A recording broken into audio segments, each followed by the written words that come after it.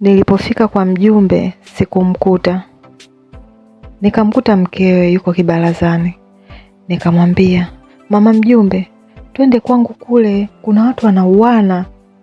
Mama mjumbe alishtuka, akanyanyuka. Ila kitenge chake kilianguka chini. Akakinyanyua kwa haraka na kuanza kunifuata nyuma. Baada ya kufika nyumbani, tulimkuta yule dada akiwa bado kakaa chini, huku mumewe akiwa anamfokea kwa hasira. Baba, vipi jamani hapa? Vipi?" aliuliza mama mjumbe huku akitweta. Maana tulikimbia sio poa. Yule kaka ndo kwanza alizidi kumfokea mkewe huku akimvuta mkono. "We kijana, sinaongea na wewe. Mwache kwanza huyo mdada wa watu. Hivi una aibu hata kidogo wewe?" aliongea mama mjumbe akimvuta mkono yule kijana ili amwachie mkewe. "Mamagi, tutaenda nyumbani au unabaki hapa?" "Hebu nyanyuka tuende nyumbani. Nyanyuka nakwambia," aliongea yule kaka kwa kufoka. "We kijana, hivi unajua kweli unachokifanya? Nitaita mgambo sasa hivi waje kukubeba akakuweke ndani huko. Hata kama mna ugomvi.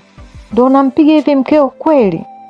aliongea mama mjumbe akizidi kumvuta yule kijana mkono wake ili amwachie yule dada wa watu. Baada ya kusikia habari za kuwekwa ndani, akamwachia mkono mkewe. Mama mjumbe akamnyanyua mtoto wa yule dada ambaye alikuwa pembeni analia. Ila yule dada ni kama alikosa nguvu za kunyanyuka.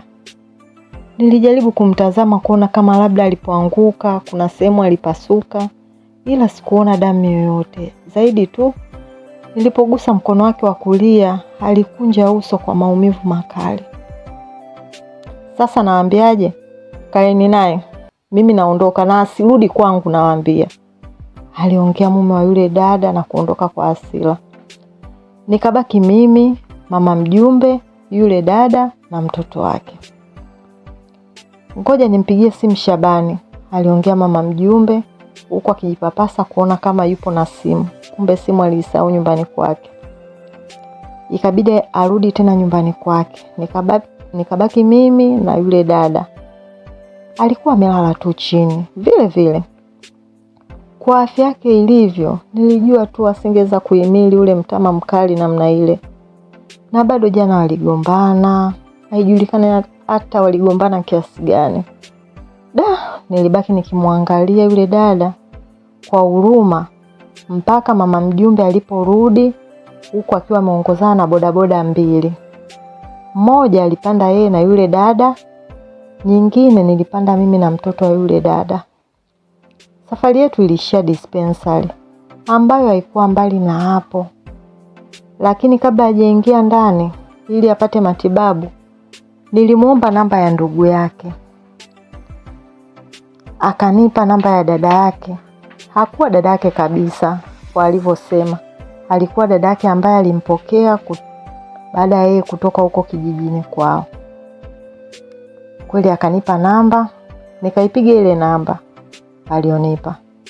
Iliita ikakata. Nikapiga tena ikaita, ikapokelewa upande wa pili. Nilisalimu habari, akaitikia upande wa pili ambapo ilionekana ni sauti ya mama hivi mtu mzima. Akanijibu, "Salama, nani mwenzangu?" Nikamwambia kwanza shikamoo. "Mimi ni rafiki wa mama Agi ambaye ni ndugu yako. Kanipa namba yako nikujulishe kwamba yuko dispensary hapa Makongo Juu kwa Mnyaturu." Niliongea.